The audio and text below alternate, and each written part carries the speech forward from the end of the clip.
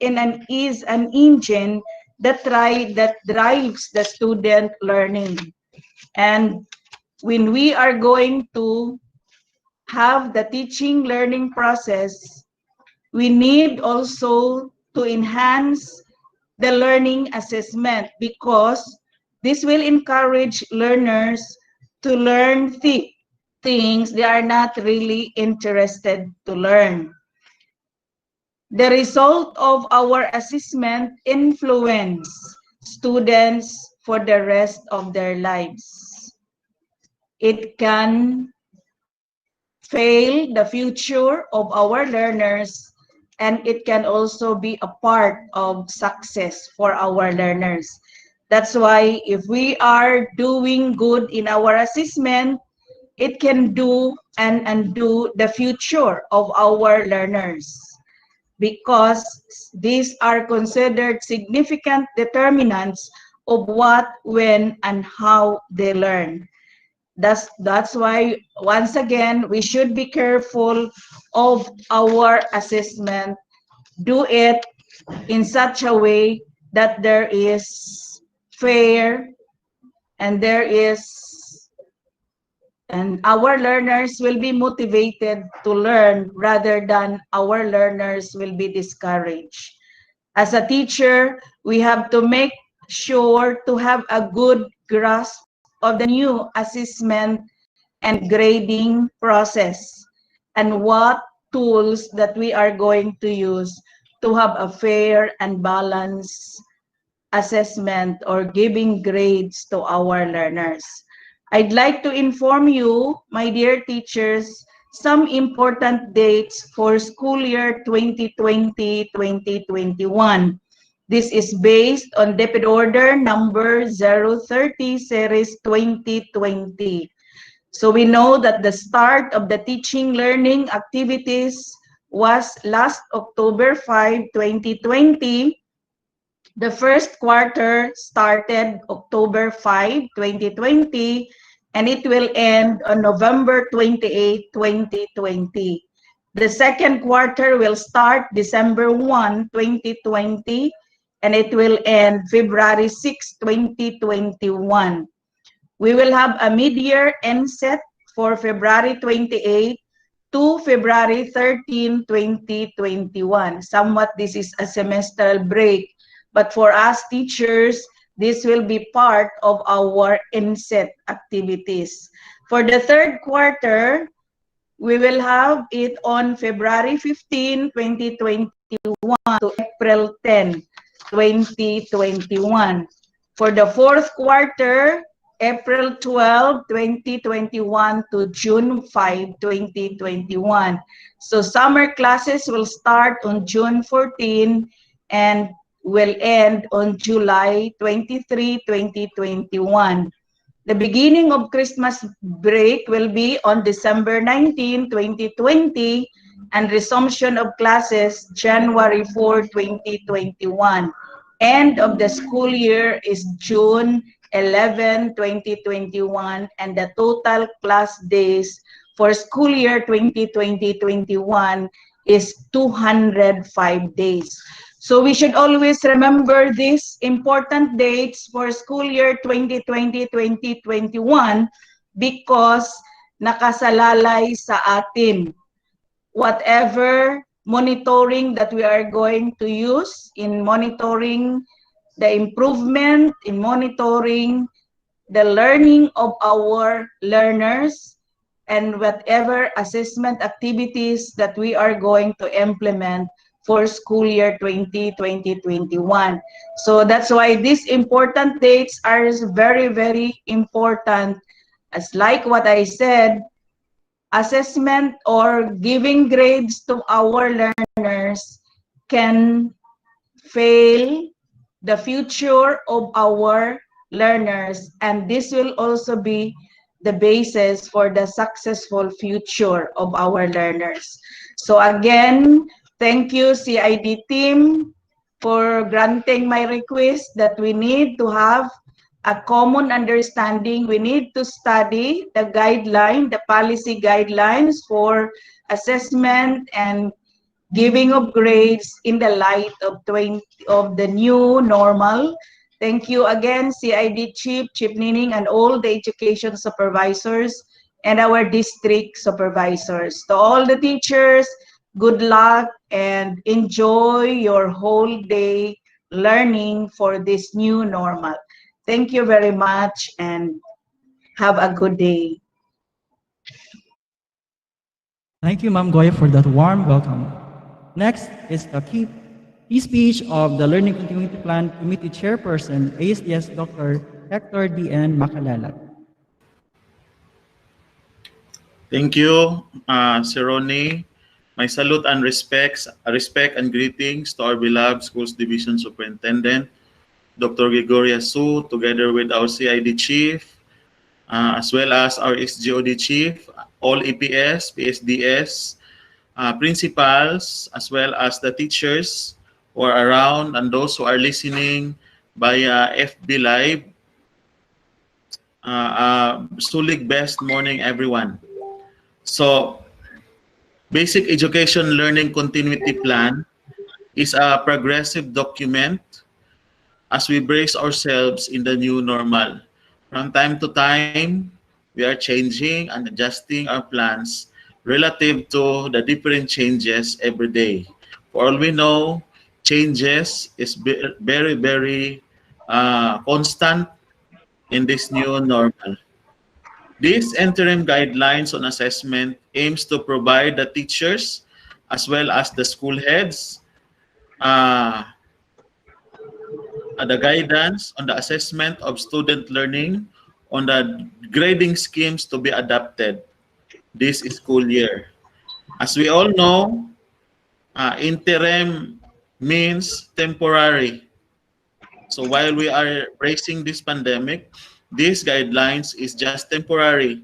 And eventually, as we will have some adjustments, we will have our guidelines in our new normal. But we don't know when and where that new normal will come. Because as it is said, we cannot really go back to the old normal that we used to have. So the purpose of this training is to orient participants. Rad, kindly present the PowerPoint. Yes, sir. The purpose of this training is to orient participants on the following principles of assessment, which is very, very important. This is as found in the Memorandum 31. Assessment should be holistic and authentic in capturing the attainment of most essential learning competencies. So I don't need to explain one by one because there are speakers assigned to discuss about this. Assessment is integral for understanding student learning and development. Letter C, a variety of assessment strategies is necessary, with formative assessment taking priority to inform teaching and promote growth and mastery. Assessment and feedback should be shared responsibility among teachers, learners, and their families. So it is a shared responsibilities because family now has a great role in the education of their children. Assessment and grading should have a positive impact on learning. Not rather than having a negative impact, it should have a positive impact on the side of learning. So as we have this training whole day, I would like to thank the CID for initiating, as what I have said, Bislig City Division is a trailblazer division where initiative never stops. So there are a lot of initiative that is being undertaken by our CID and the rest of the different section, SGOD and OSDS. So as Trailblazer Division, I would like to thank all of you, especially Chief Francia, for having this activity. And may we have that common understanding as we implement these interim guidelines on assessment, temporary guidelines for assessment. So enjoy yourselves as I am also listening because I would like to have a deep understanding on these interim guidelines because it is different when you only read alone. You need to have someone to to give you understanding on what is this interim guidelines all about, and we need to have a common grounds because all of us have different interpretations. So, friends, enjoy your day and mabuhay ang Bislig City Division. Thank you, Doc, for that warm message. And now, we are going to the webinar proper. Attendance check, let us welcome Ma'am Marlita T. Sulapas, Education Program Supervisor for the kindergarten level and MTB MLE.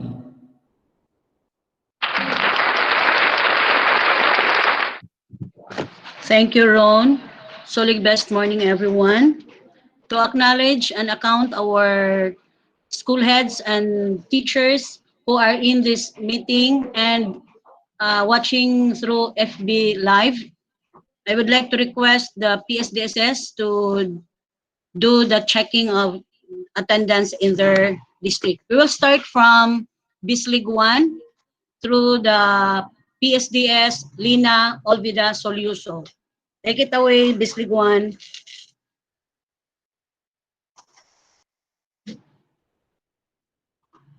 Anybody from Bislig 1 district?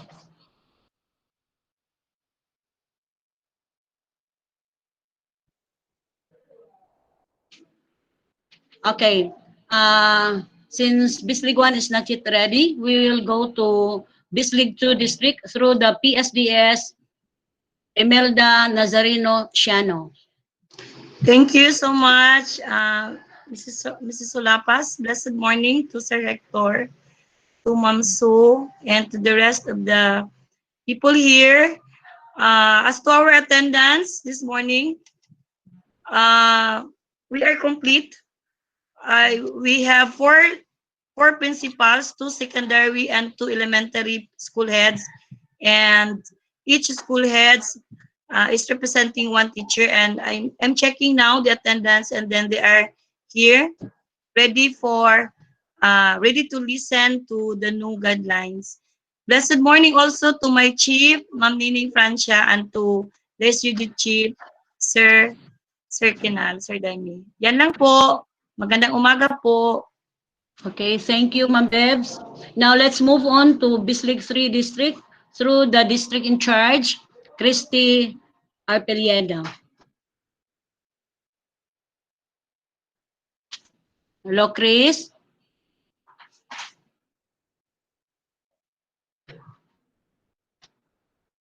Okay, I think. Okay, sige. Okay, go, Chris.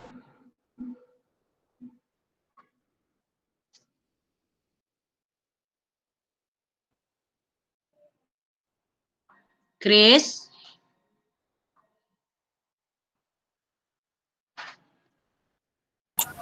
Okay.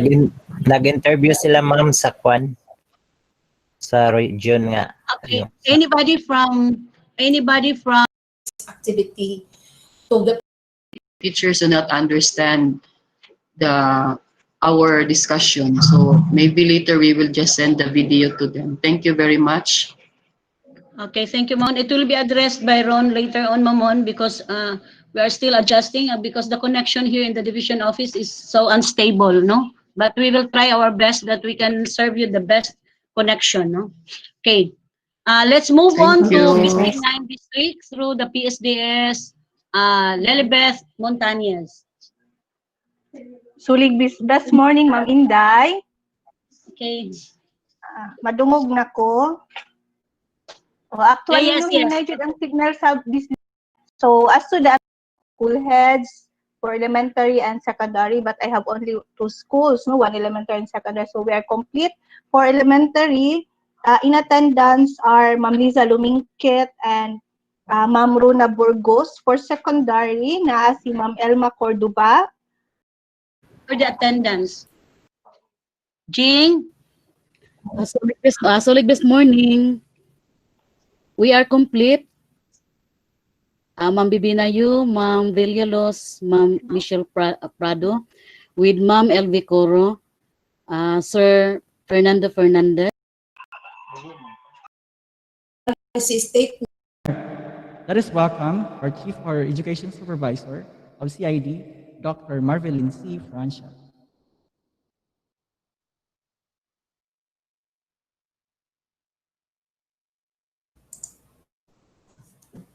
This morning, everyone. Best mo our school's division superintendent, Dr. Gregoria T. Su, and thank you for giving us this opportunity to advocate to our fellow leaders and to our fellow teachers that Order number 31, Series 2020 on the interim guidelines for the assessment in light of the Basic Education Learning Continuity Plan. Also, my greetings to Sir Hector Macalalag, although you are not here, sir, but in spirit and in mind, you always join us, and thank you for supporting this activity. To the public schools district supervisors, to the education program supervisors, to our partner at the SGOD, headed of course by Sir Demi Kinal, and to our school heads, and most of all to our teachers. Sulig best morning po sa ating lahat. Okay? May I present to you the rationale, the scope, definition of terms, policy statement, and a portion of the procedure for this Order number 31, Series 2020.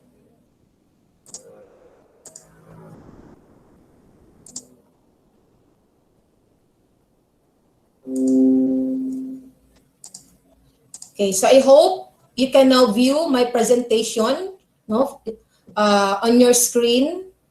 Okay. Maybe for FB Live and also for those who are joining us on Google Meet. Okay. Now, if you were listening to Sir Hector, I guess you will be able to answer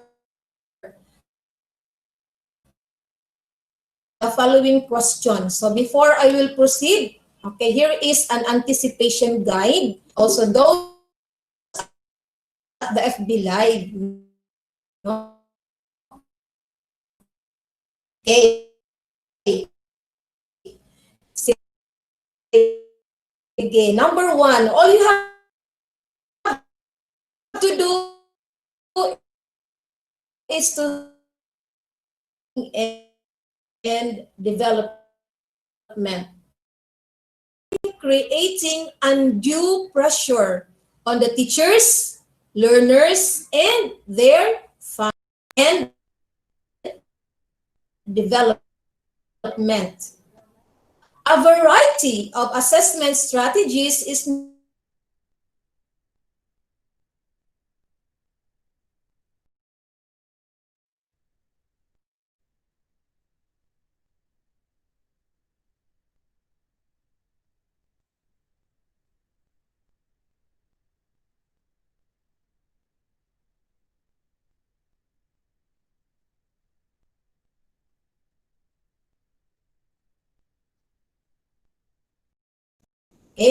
hindi po children, but guide learners. To be conducted by Dr. Lilifreda P. Almazan, Education Program Supervisor for Araling Panlipunan, for the planning of the assessment.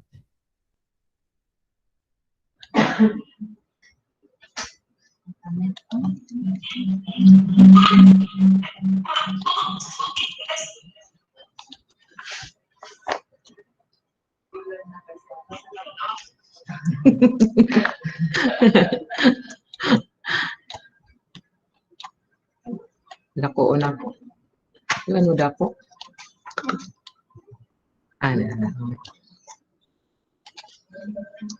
Best morning, everyone. Welcome to the first part of the webinar on assessment. And this is on planning the assessment. Understandably, since we are now in the new normal, and based on our school learning continuity plan, my God, we have different learning modality, learning delivery modality. And that is where our assessment should also be suited. Okay? So with assessment, teachers need to be creative and flexible in assessing student learning. And of course, we should be guided by the principles of quality assessment practice. So what are these principles? Let me start off with first, alignment with the most essential learning competency. Assessment activities, therefore, should align with this, the MELC. Second, assessment activities shall be reliable, valid, and transparent. Number 3, it should be fair, inclusive, and equitable. Of course, banking on the idea that no child shall be left behind, and that includes the assessment activities that encompasses all learners, the IP learners, the Muslim learners, the SPED, and of course, all the regular learners. Fourth, activities should be practical and manageable for both learners and teachers. So what is good for learners should be also good to teachers in the same manner that what assessment activities is good in the perspective of the teacher should also be good for learners. Okay, number 5, give learners a range of ways to demonstrate their learning in such a way that it is not limited. Okay, so they could choose. And lastly, provide timely and accurate information for the learner to improve. Okay, in distance learning, and that we are now in, teachers shall design assessments basing on the assumption that learners will asynchronously take them and have access to various sources. We mean with asynchronously, we mean at different time. So when we decide on which assessment methods to use, it is important to consider this. What is our purpose of the assessment? What will be assessed? Which method would best allow learners to demonstrate what they have learned, considering their learning modality? Also, which method would make it easy to gather evidence of learners' progress over time? Will the assessment be completed individually or in groups? Will the assessment be taken at the same time or submitted within a specific period? How will class size affect the way assessment will be conducted? And last, how can technology help? Now, did our technology help with our case now? All right, I hope so. In order to inform teaching and promote growth and mastery, formative assessment strategies should have these 5 points to consider. First, establish clear learning targets and success criteria. Criteria that is both agreed upon and known by learners and the teachers. Second, elicit useful evidence of learning.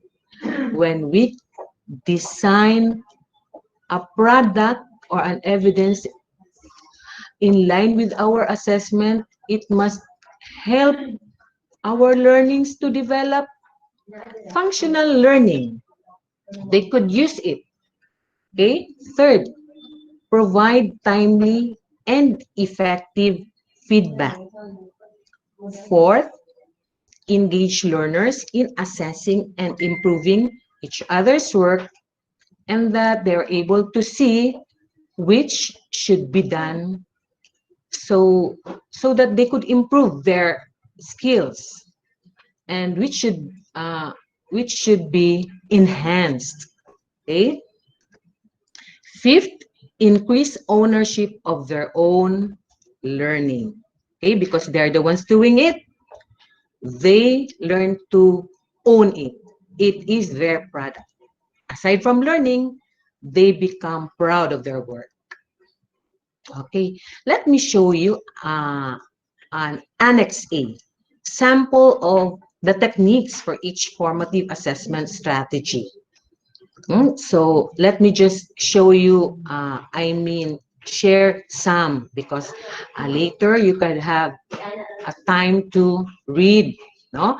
With strategy, and there are specific strategy, and there are specific techniques under asynchronous, which means this could be provided through email, texts, or mobile messages, and social media and LMS.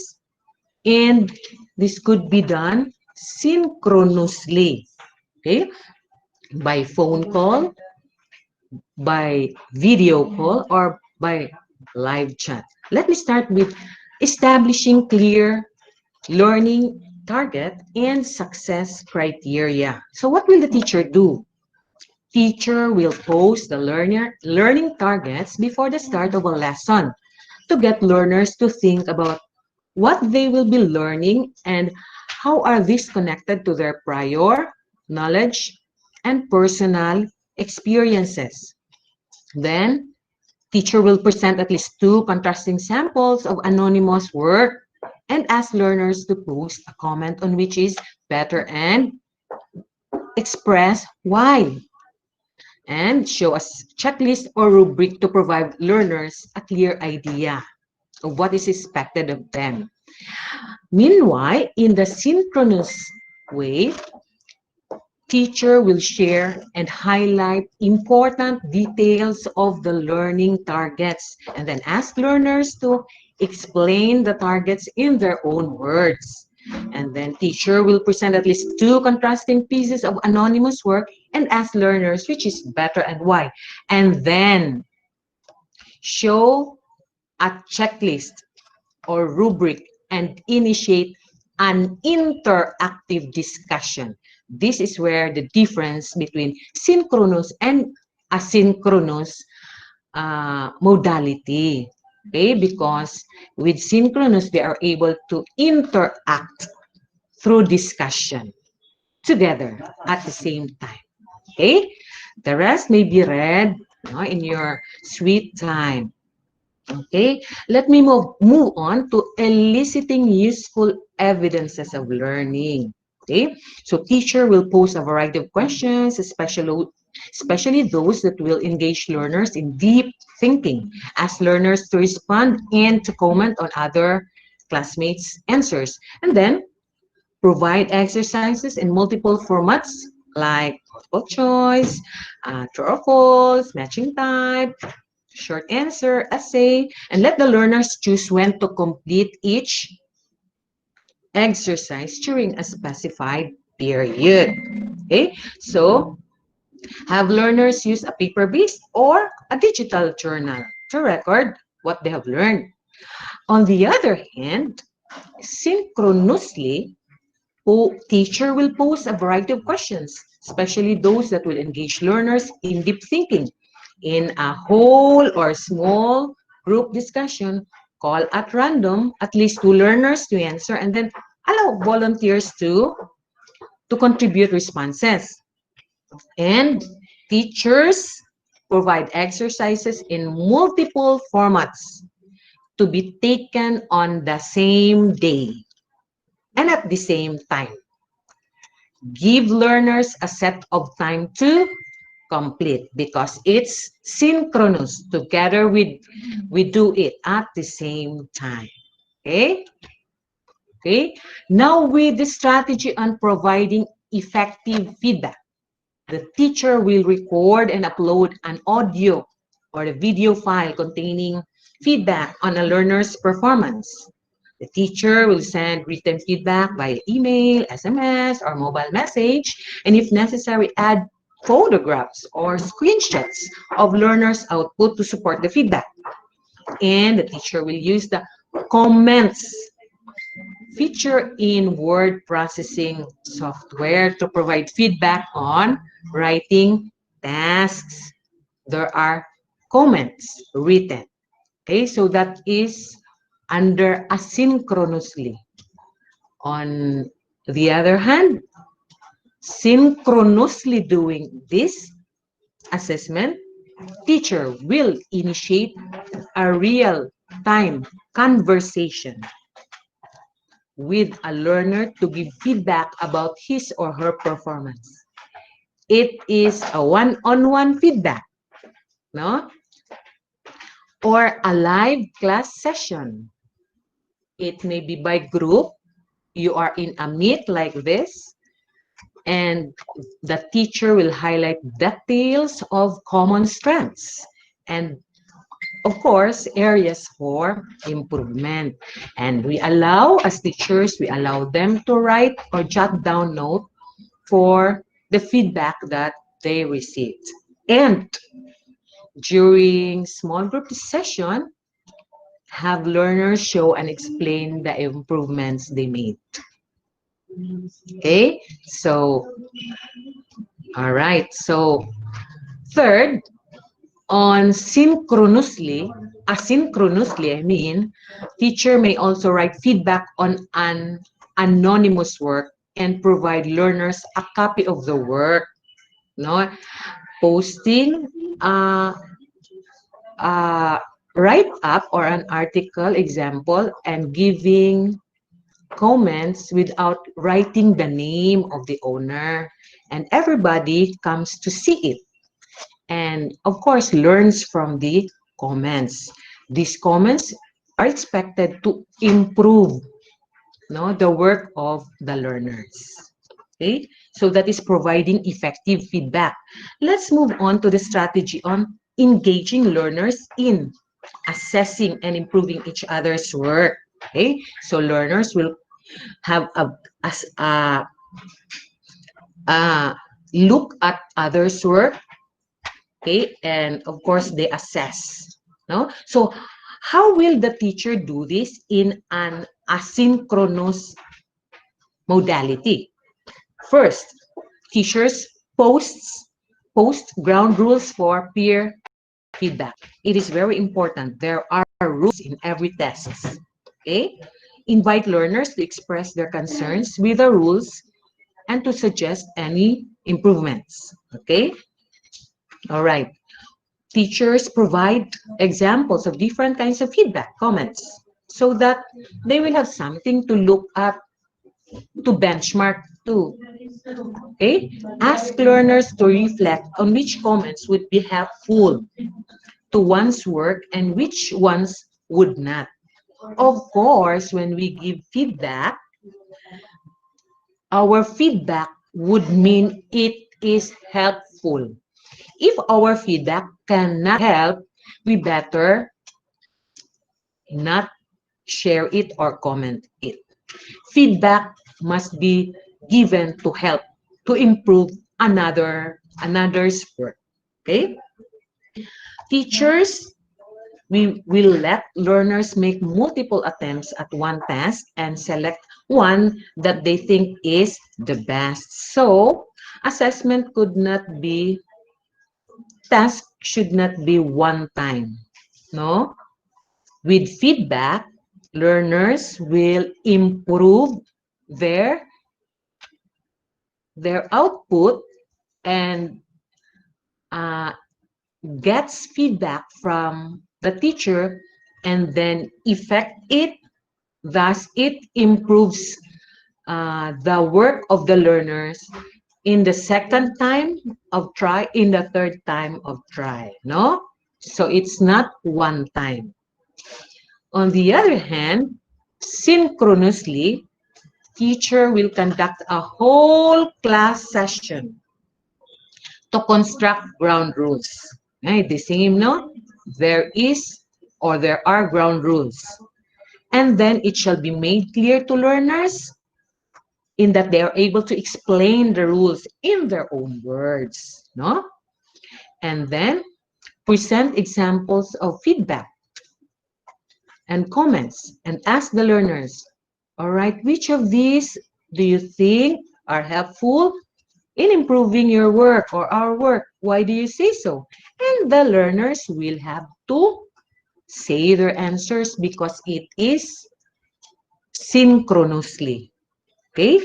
They come to see each other face to face, virtually. Okay? All right? Next, let learners present their work on which classmates will provide constructive feedback afterwards.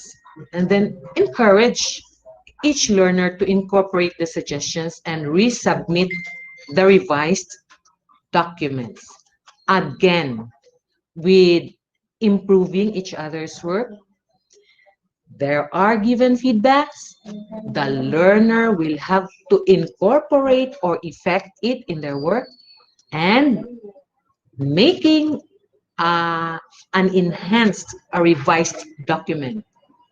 That makes it an improved one. Okay? All right. On strategy of increasing learners' ownership of their own learning, asynchronously, teacher will have to do this. Have learners use a paper-based or digital journal to keep a record of what they learned each day. Oh, they have to write their learning on a daily basis. Have learners keep a learning portfolio. Okay? They themselves document their progress. Have to write. Ask them to review their portfolio regularly and reflect on what has improved about their work. When we said we write, we accept when they have to write it or encode it in their computers or laptops, because our focus here is they have to keep a record of their own progress. All right, whether written or encoded. Okay, right? Teacher, after completing a task, you ask the learners to write down one thing they found easy about the task. Say, what was one thing that is easy for you about the task? And then you also ask, what is one thing that is difficult to do? Okay? And then another question you ask them, what is one thing that you found interesting? So again, let me repeat. Ask one thing that is easy to do. One thing that is difficult to do. Third, one thing that is interesting. Okay? And of course, establish a parking lot for questions learners may want to raise outside a live conversation or class. Then teachers respond to these questions as they are posted, no? And then you invite learners to respond as well, because some learners may have bright ideas to share with other learners. Okay. On the other hand, synchronously together at the same time, teachers will provide clear instructions about learners can use a learning journal or portfolio to keep a record of their progress. So teacher would say, all right, children, we will prepare a notebook or a journal You write in there your progress every day. What have you done? Okay, you may write it, or you may use your computer. And then teacher will ask them.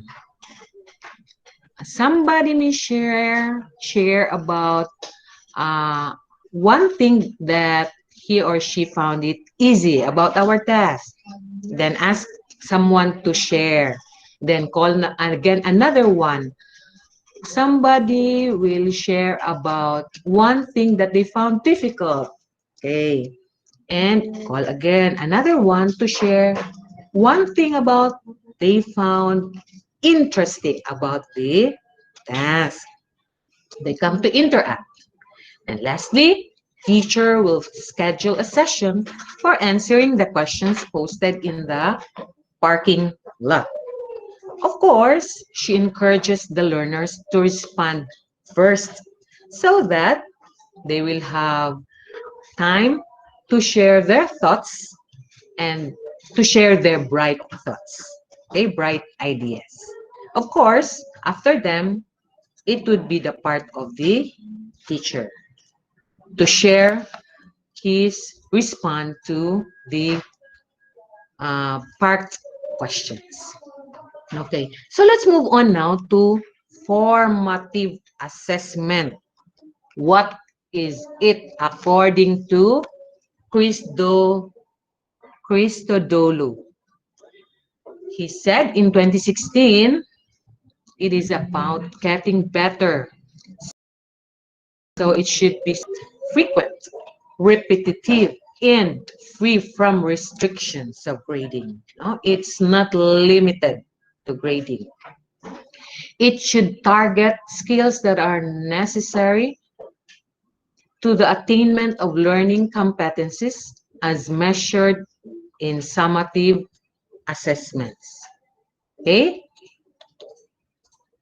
To evaluate students' learning at particular points in each quarter, our summative assessments shall continue in the form of written works and second, performance tasks, where written works shall be administered to assess essential knowledge and understanding. How? Through quizzes, long or unit tests, and of course, items shall be distributed across the cognitive process dimensions. Okay? Using a combination of selected response and constructed response format so that all are adequately covered. Okay, so questions shall not be limited to knowledge, to understanding. It shall also be crafted such that learners shall be able to develop analysis, no? Analyzing, applying, creating, and evaluating. Okay. Meanwhile, with performance tasks, these are assessments that allow learners to show that they know and are able to do in diverse ways. No? They may create a product or do performance-based tasks, including skills on demonstration, group presentation, oral work, multimedia presentations, and research projects. So with performance tasks, you may do these activities. Okay? All right. Let me show you with Annex B on samples of summative assessment tools, okay, per learning area. Let me start with languages, meaning we have English, Filipino, and mother tongue, okay? With written outputs, teacher and students may agree on Okay, number one, blog posts on a book or article review, essays submitted through email, e-journals, electronic mail writing, reaction or reflection papers. Products may be YouTube campaign videos, case studies published through Adobe Acrobat, e-collage, compositions submitted through email, blog on literary analysis.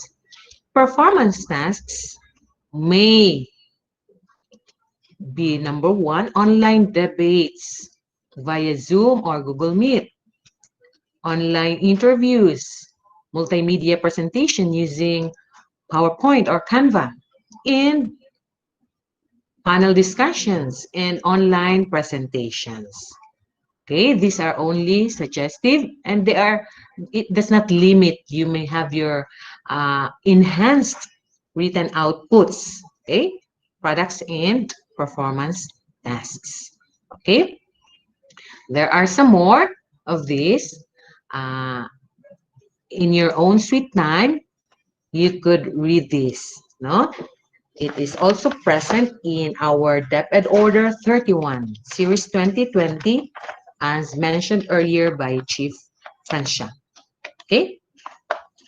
With Learning Area Map, here are sample outputs. Okay? I will have to read only 2 samples, okay?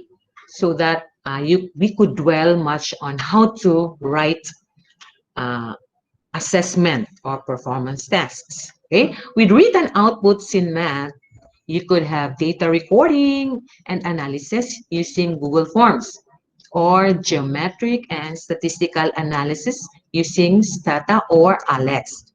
The rest, you can read that. Okay, product samples may be e-diagrams using Adobe Illustrator, or mathematical investigatory projects with video, or the known MIP. The rest, you may also read that. And performance tasks like constructing graphs through MS Word or Excel from surveys conducted, and multimedia presentation, right? So, we also do not limit this. You can enhance this. With science, let me give you written outputs like concept maps submitted via email, or data recording and analysis using MS Excel or Google Sheets.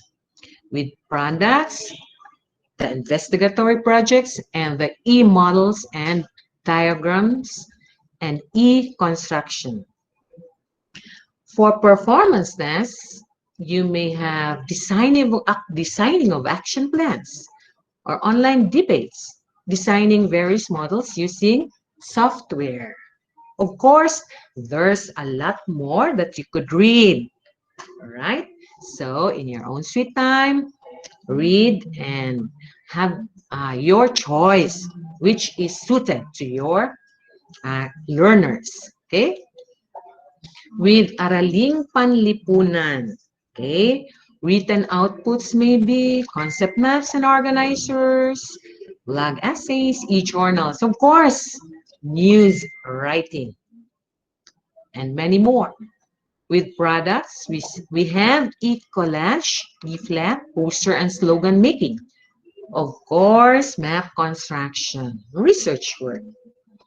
For performance tasks, teachers may have community involvement via Zoom or Google Meet, an online debate, and online interviews, issue awareness campaigns, and a lot more, okay?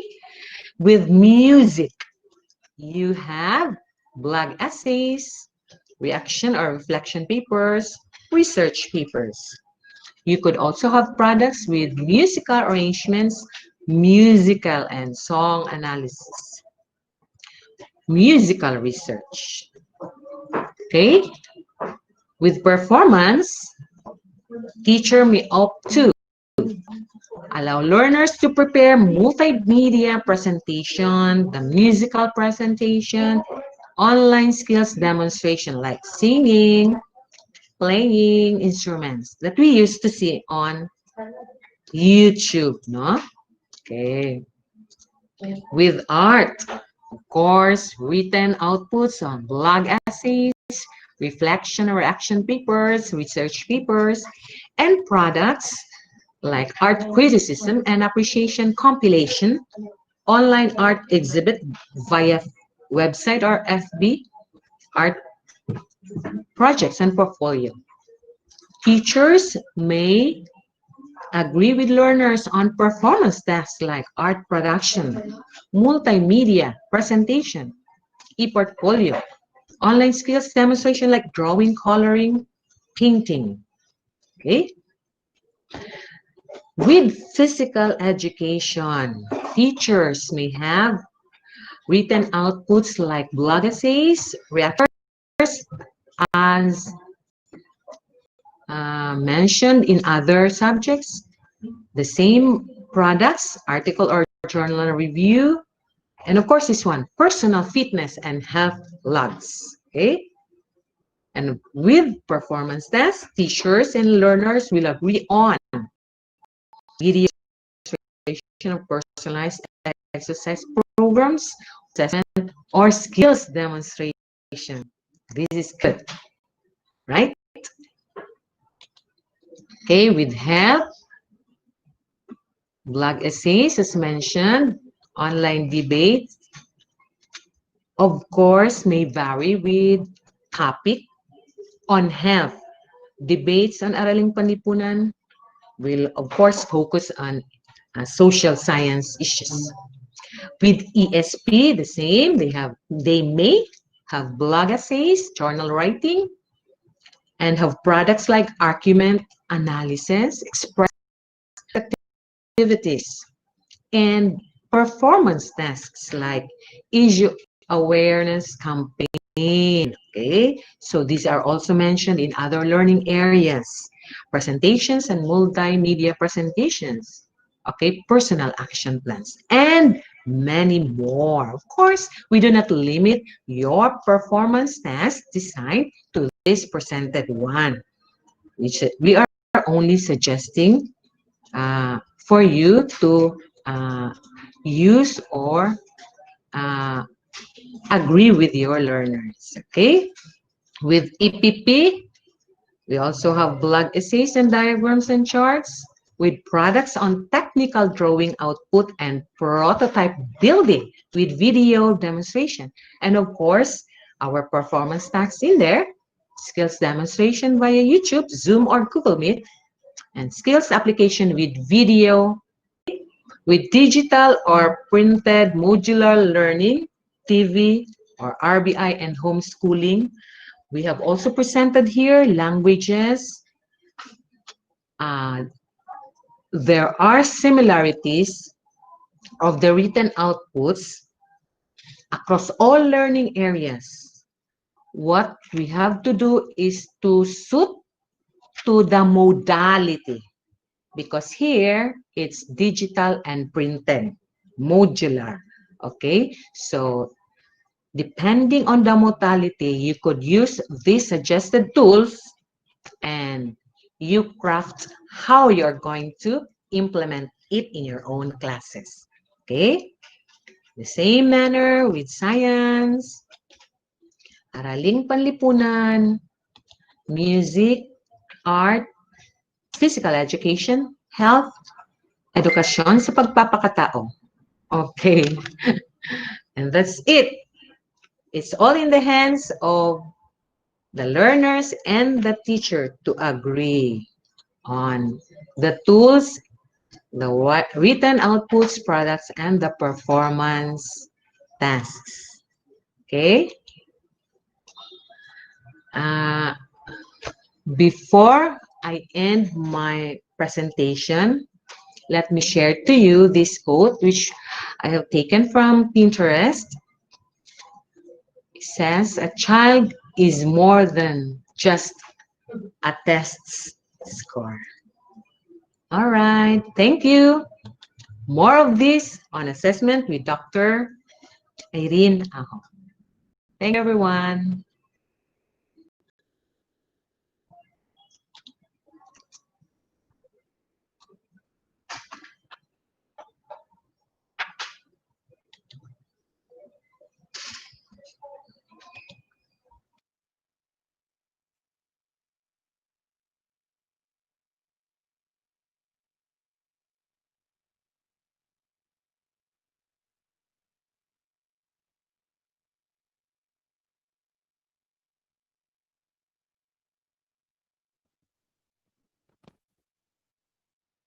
shared to us about the principles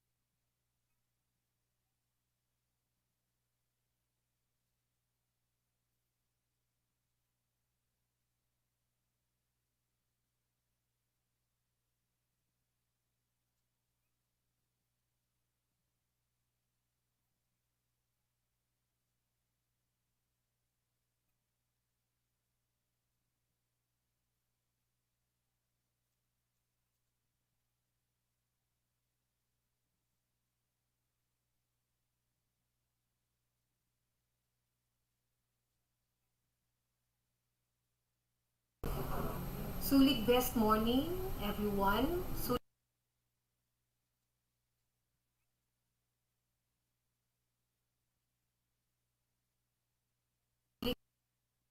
best morning.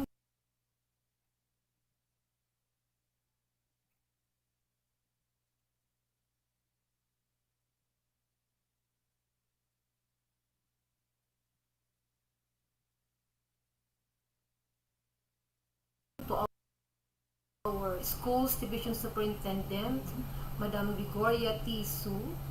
Sulig best morning, of course, also to our Assistant Schools Division Superintendent, Sir Hector Macalalag. To all the public schools district supervisors, education program supervisors, principals and teachers in attendance, also in FB Live. Sulig best morning, everyone. Okay.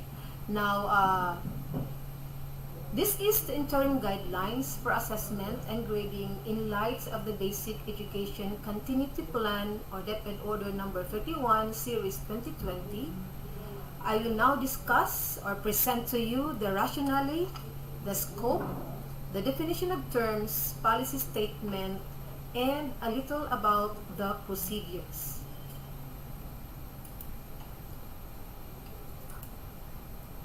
But before anything else, I would like to present to you the anticipation guide. No? I would like to request everyone to take your notes, or you can also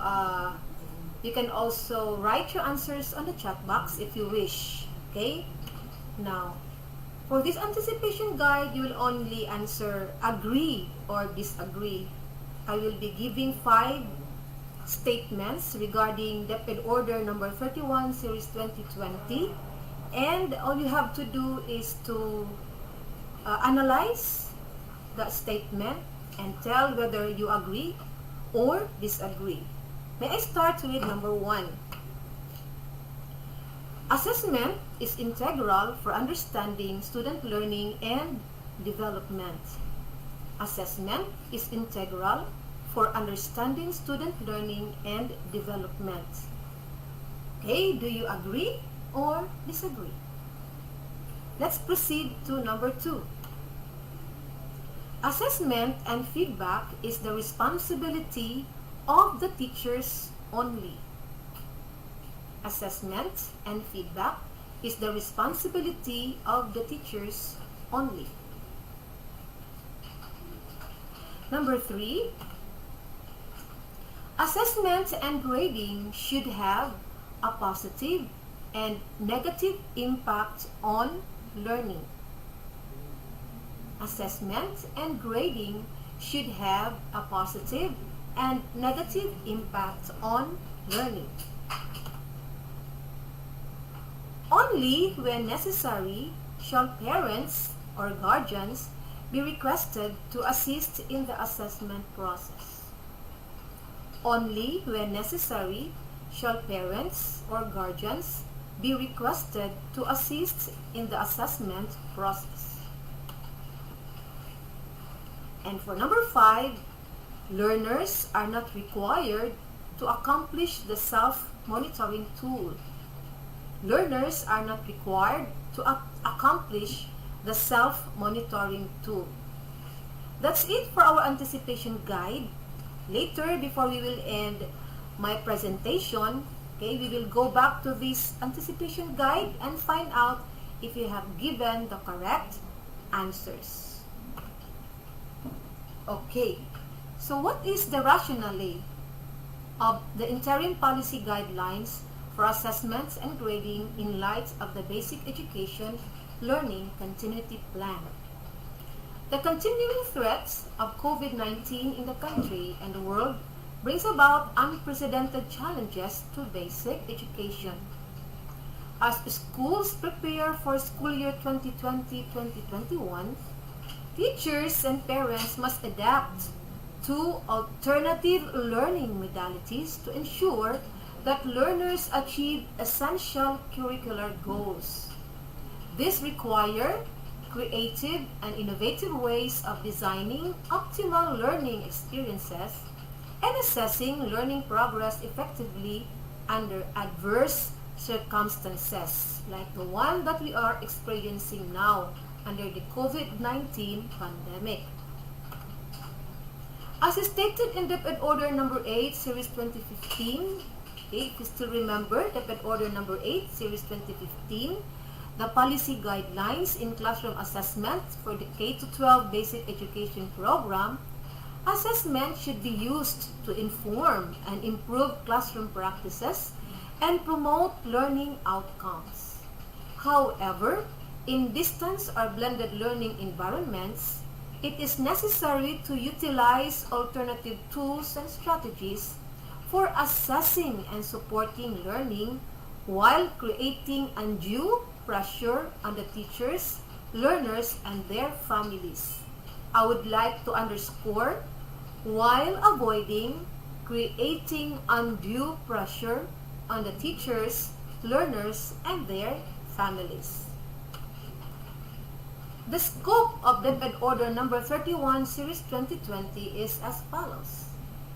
This DepEd Order provides for the interim policy guidelines for assessment and grading in light of the Basic Education Learning Continuity Plan that will be implemented by public, elementary, and secondary schools nationwide this school year 2020-2021. Private schools, technical and vocational institutions, and higher education institutions, including state and local universities and colleges offering the K-12 basic education program, are encouraged, to implement these interim policy guidelines as well. Private schools and institutions are permitted to modify these policy guidelines according to their philosophy, vision, and mission with the approval of their respective DepEd regional office. Again, with the approval of their respective DepEd regional office. Let's move on to the definition of terms, okay, so that we will have a common understanding of what this term, of what these words or term mean when this will be discussed by the speakers, okay, on the different topics. Okay, for the purpose of this policy, the following terms are defined as follows. Classroom assessment, okay?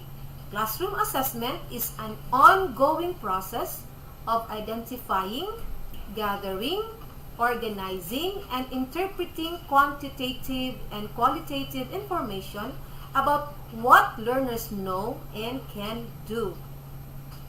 Formative assessment, on the other hand, is a process that involves teachers using evidence about what learners know and can do to inform and improve their teaching.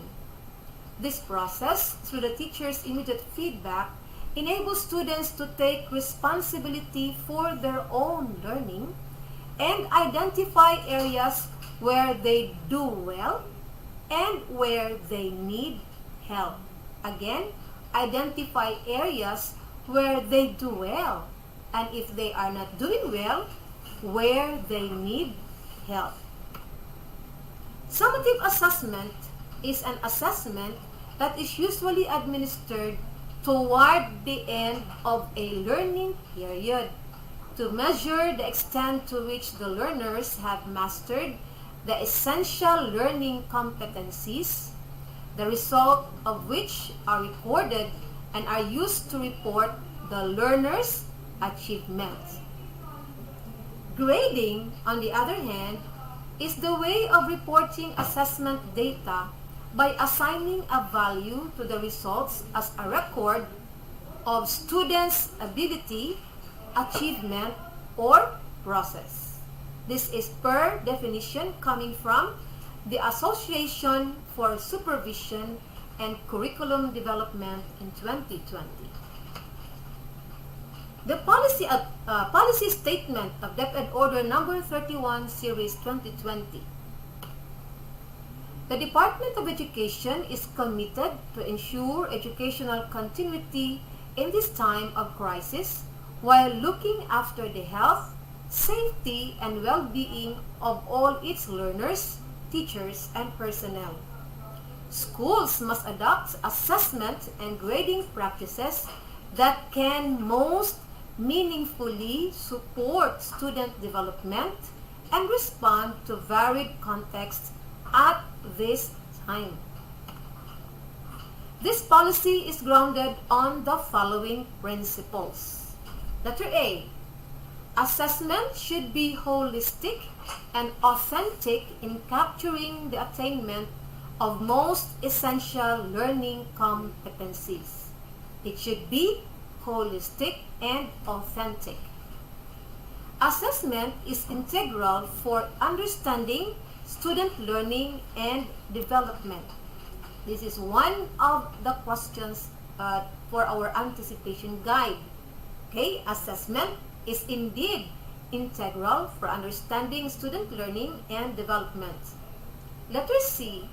A variety of assessment strategies is necessary, with formative assessment taking priority to inform teaching and promote growth and mastery. So there should be a variety of assessment strategies. Letter D. Assessment and feedback should be a shared responsibility among teachers, learners, and their families. This is not, assessment and feedback is not only the responsibility of the teacher, will be given to the following. Number 1, designing the assessment to allow for flexibility in multiple modalities.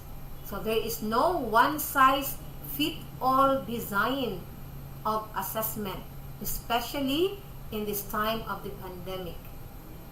Next is communicating to learners, parents, or guardians the design and standards for grading the assessment. Okay, it is not only enough that we are already informed, okay, that the school heads are informed on how to design and what are the standards for grading the assessment. We should also communicate this to our learners and also to their parents. Next is setting up mechanisms to monitor and record progress remotely. The challenge is on how this shall be done remotely. Number 4 is giving timely, constructive, and relevant feedback. Okay, as an old adage says, feedback delayed is feedback denied. That is why we would like to underscore the word timely. Timely, constructive, and relevant. And number 5, facilitating remediation for learners who need further guidance. Okay, so our RRE still forms part of the teaching learning process under Decade Order number 31 Series 2020. How can we provide or facilitate remediation, interventions for our learners who will be needing our guidance? Okay, we are done with the roles and responsibilities of our teachers. How about our learners? What are their roles and responsibilities? Learners are expected to be proactive in updating their teacher of their situation, progress, and challenges encountered. They must be proactive, okay? They must not wait, They will not wait for the teacher to be asking them of their situation, progress, and challenges, the challenges that they have encountered, but they should be the first. We will teach our learners how to become proactive learners, informing their teachers of their situation, progress, and what challenges are they encountering while they are learning from the modules. A non-mandatory self-monitoring tool may be accomplished independently or with the assistance of their parent or guardian if necessary. Later, one of our speakers will talk about the self-monitoring tool as found in Annex E of the order. It is not required to accomplish the self-monitoring tool. Okay? This is one of the statements that I have presented earlier in the anticipation guide.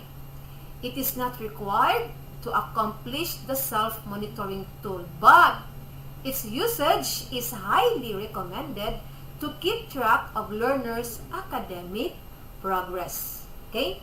So you will know more about the self-monitoring tool as soon as it will be discussed by our next speakers. How about the parents and guardians? Okay? Ano rin ang kanilang mga roles and responsibilities? DepEd aims to develop independent learners who can study and work on the assessments on their own. Okay, so we are now teaching our learners to become independent learners who can study and work on the assessments on their own.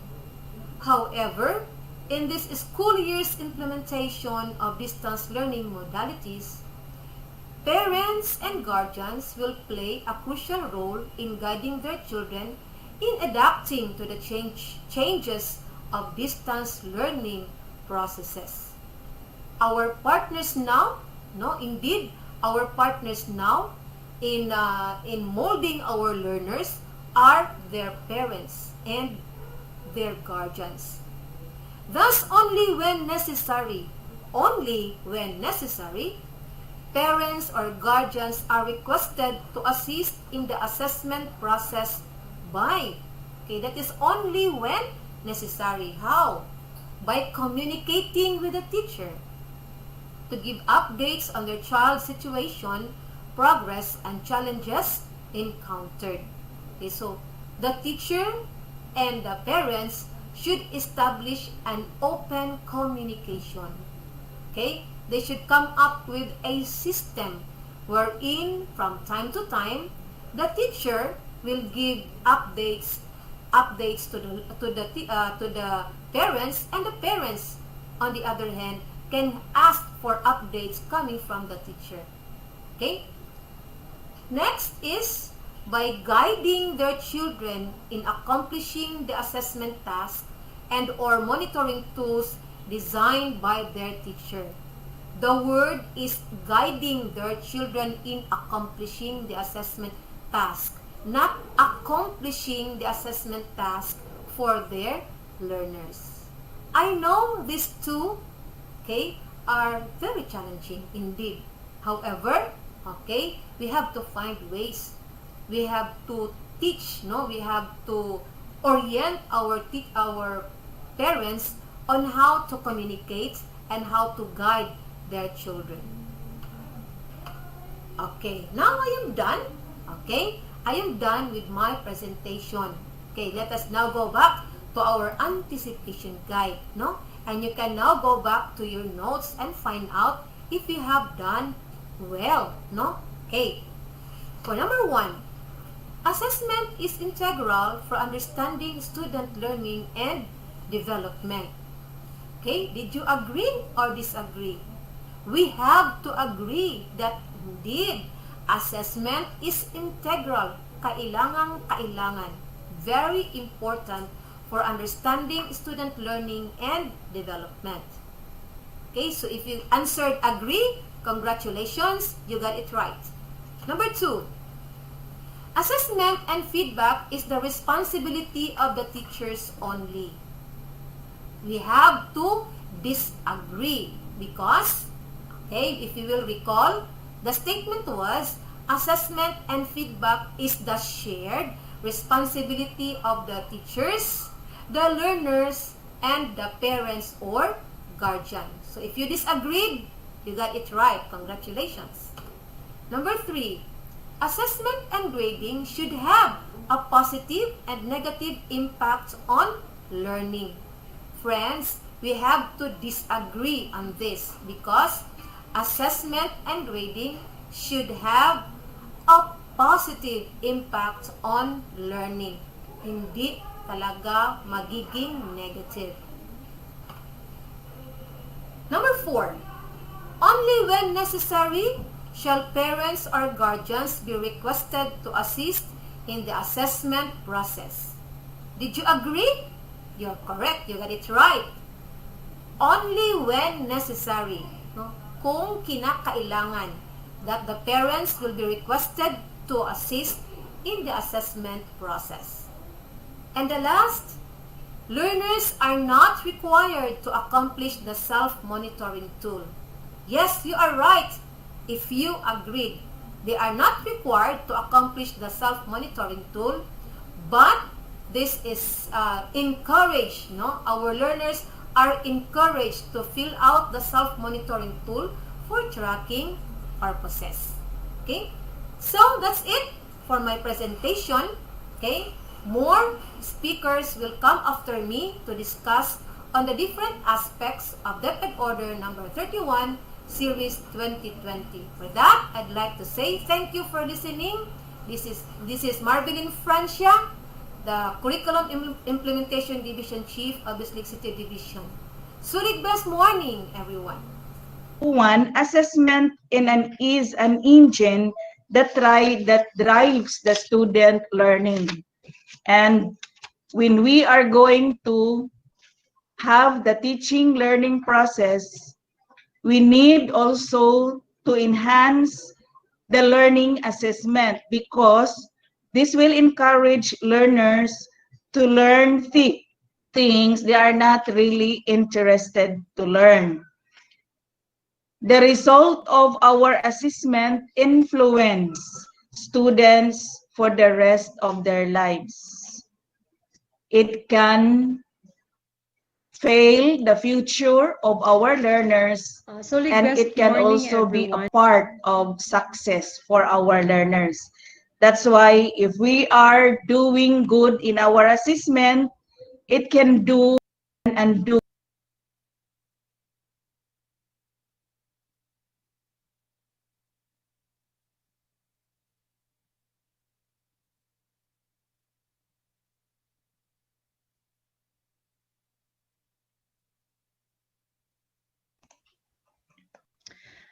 Sulig best morning, everyone, especially to our CED Chief, Dr. Marvelyn C. Francia, to my fellow education program supervisors, to the public schools district supervisors, school heads, and to the teachers who are attending this webinar. Again, sulig best morning to all of you. Just a while ago, my partner, Dr. Almazan, shared to us about the principles of assessment and the formative assessment, which includes written output, the products, and the performance task. My topic will be more on performance task, how it will be designed, what's new in designing our performance task, and then paano siya dapat, no, how it will be done in the learning delivery modality that we are implementing as of now. And then we must take into consideration that before designing the performance task for our students, let us put that in mind that we will make sure that we will provide opportunities for our learners to apply what they are learning to real-life situation. Diba, yun naman po talaga yung ating goal, that whatever concepts, whatever learnings they have in the class, our ultimate goal is for them to be able to apply it into real-life situation. So let us make sure that the performance task that we are giving to them should be related. No? Dapat related talaga sa tunay na buhay ng ating mga estudyante. Okay, now, there are 4 things that you should have to put in mind before designing or before deciding on the performance task that you will be giving to your students. The first one is, each task must be accompanied with clear directions and appropriate scoring tools like checklist, rubrics, rating scale, to help learners demonstrate their learning. Di po ba, no? If you could still remember, kasi palagi tayong gumagawa nito, every time that we are assigning a task to our student, we always make sure that we will provide also rubrics, no? Meaning, we want them to be aware of what do we expect from them in their performance task. Kasi dun sa rubrics naka-stipulate, no, ano yung mga dapat nilang i-demonstrate, no, what are those that they want to demonstrate and perform. And then at the same time, for all of them also to be guided as to how their performance be rated. That is why we prepared rubrics for every activity. And aside from that, dapat po malinaw yung ating directions, no, considering that we are not anymore inside the classroom. Okay lang yung nasa classroom tayo because from time to time we can give directions, remind them of the directions if ever may mga confusions sa kanila. But then this time we are into the distance learning modality. Online yung iba, and then offline yung iba, and then yung iba is modular. So it would very difficult for the students to ask you personally, no, if ever the directions are not clear. So the first thing that we're going to consider when we prepare performance tasks is to make sure na malinaw po yung ating direction, malinaw yung ating gustong ipagawa sa ating mga estudyante. And then the scoring tools will be also specify the needed the criteria, and then the scoring guide as to how their performance will be rated. Okay, so that's it. No, I hope that it's clear to you. Now, for second one is teachers are advised to collaboratively design and implement performance tasks that integrate two or more competencies within or across subject areas. So kung titingnan mo, ito yung medyo bago ngayon, no? And then it's being said here that complex tasks may be broken down into shorter tasks to be completed over longer periods of time. So in here, the keyword here is there is now an integration of two or more competencies within or across subject areas. So ibig sabihin, yung subject ngayon sa Aralpan, Filipino, ESP, pwede silang mag-collaborate ngayon and then decide to have only one performance task for the students to perform, no? And then if ever, for example, language, math, and then science, they can also have another groupings wherein they can also allow or they can also let the students perform a performance task, no? One performance task for all those subject areas that I have mentioned. So ito yung medyo bago ngayon. Perhaps you will be asking, bakit ganito, no? Try to imagine if ever we will let our students, if all the subject areas will require students to do performance tasks, di po ba napakabigat na nun sa ating mga estudyante? So that is why si DepEd ngayon trying to strategize how are we going to measure the learning of our students, how are they going to demonstrate their learning through the performance task, at paano natin pagagaanin yung kanilang mga gawain. So that is why it's very clear here that two or more subjects or two or more competencies will be incorporated, will be integrated for a specific performance task. No, hindi ibig sabihin na si PE ibang performance task, si math ibang performance task. No. Pag sama-samahin natin ngayon yung subject areas wherein they can be related to each other, no? And then saka pa tayo mag-decide what will be the appropriate performance task that we want our students to perform. Now, for example, no, what is important here is all those subject teachers, okay lang pag lone teacher ka kasi ikaw lang yung pagpaplano, paano ba dapat i-relate yung English, Science, and Math, paano siya dapat. Pero if there are two or more subject teachers who will be handling different, for example, no, if yung ano natin, malaki yung school natin, and then different teachers are handling different subject areas, so ang mangyayari here is they have to convene and agree, sit down, and then decide what performance task we want our students to perform. No, dapat mag-agree kayo, and you also have to decide what are the competencies that you want your students to demonstrate, no? Okay, and then I will have in the next succeeding slides, I will be presenting an example so that makita niyo paano siya dapat gawin. Okay. Now, another one is learners must be given flexibility in the accomplishment of performance tasks to consider time and resources available to them. Ito yung napaka-importante na dapat nating malaman, no? Dapat nating isa-isip, no? That we should give them enough time. We should give them enough time to perform or to accomplish the task. And then we should consider unang-una yung resources, no? Yung resources available. Especially now that they are not allowed to go out, they are not allowed to go into other communities, no?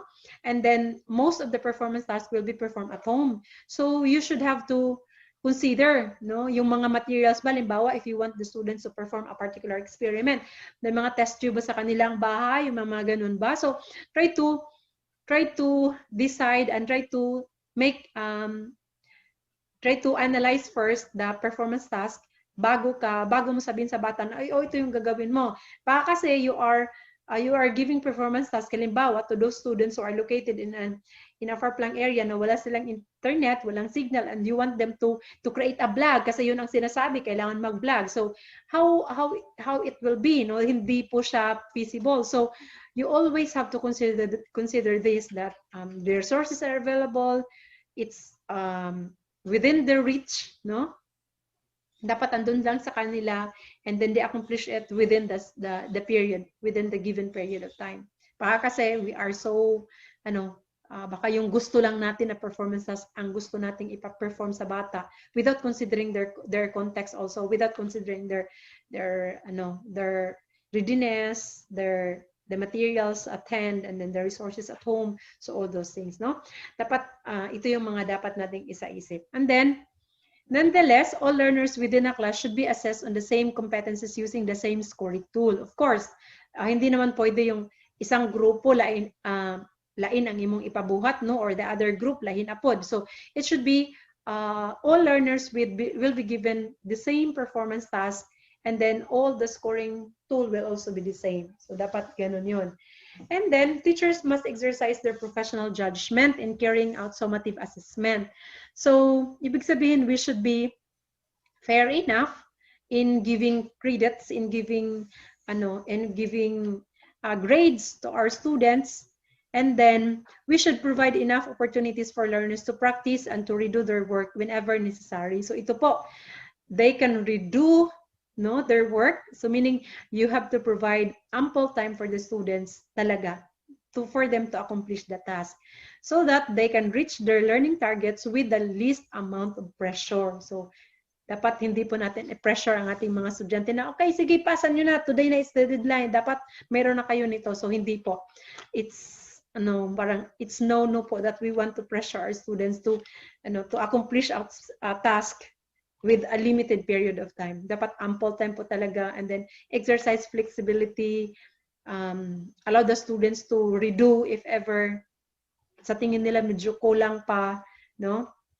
And always be fair in giving credits, in giving grades, in giving points and scores. Be objective always and stick to the rubrics that you are setting, to the rubrics that you are preparing. Okay, so for now, no, I keep on talking about rubrics, and I know you are all familiar with the rubrics because from time to time you are preparing, you are having this. So let us just brief review, and I guess refresher na rin as to what rubric is all about. So when we say rubric, it is a learning and assessment tool that is used to evaluate written outputs, products, or performance-based tasks. It is a scoring guide that articulates the expectation and describes the levels of quality expected from a learner. So this is according to Andrade 2000 and all those writers. Okay, so we are very much aware that when we provide rubrics, it will serve as a guide for them as to what are expected of them, and then what are the qualities of their outputs that we will be assessing, and at the same time, it will be the basis of giving them scores and grades. Okay, so try to remember the following things. Now, these are the essentials for rubrics. Now, four essential features of rubrics. So first one, a task description or a descriptive title of the task the students are expected to produce or perform. So meaning, when we prepare rubrics, there should be a task description or a descriptive title expected to perform. Students, what do you expect students to perform or to produce? And then the second one, there is a scale or scoring guide that describes the level of mastery. It can be exceed expectations, meets expectation, doesn't meet expectation. So there is a scale. It can be 5, 4, 3, 2, 1. It can be 3 to 1 and the like. Okay.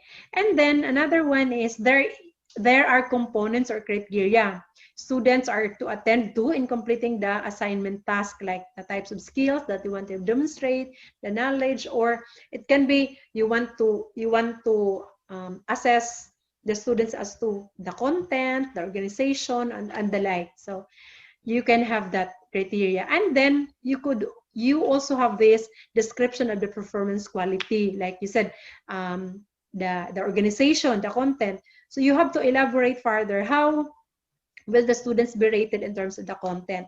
How the students will be rated in terms of organization? So ito yun. You will give description of the performance quality of the components or dimensions at each level of mastery. Okay. So there are two types of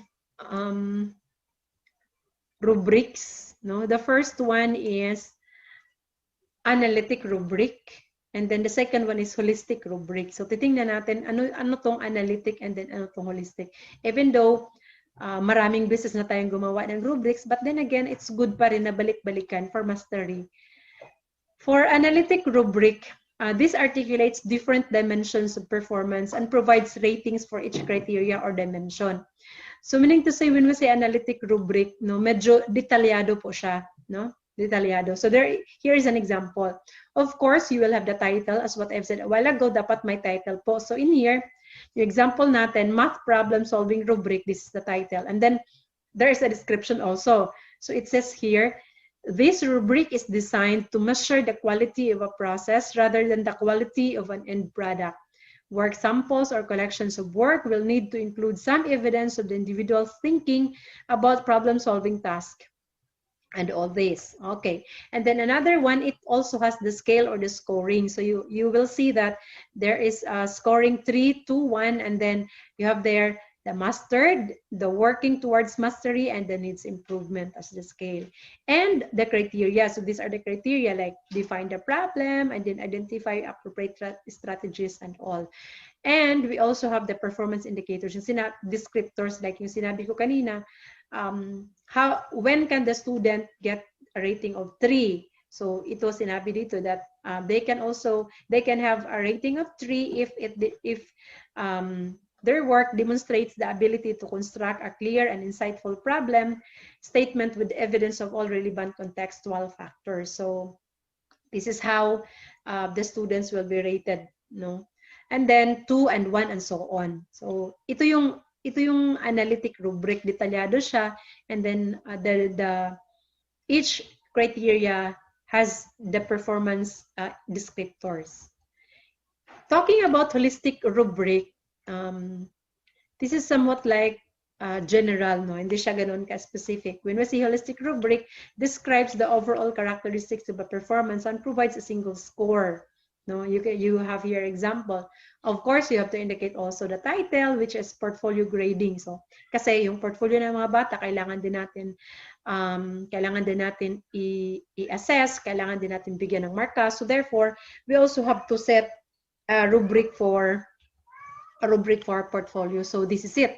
And then we have a description. This rubric is designed to evaluate the portfolio submission based on the content, presentation of work, and reflection. So again, there are still criteria like content, presentation of work, and reflection. Kaso lang, yung description niya at saka yung criteria, pinag-isa na lang dito. Like, example, 100 to 95, when can the student get that score? So sinabi dito that all required items are included with a significant number of additions. So ito yung sa content niya.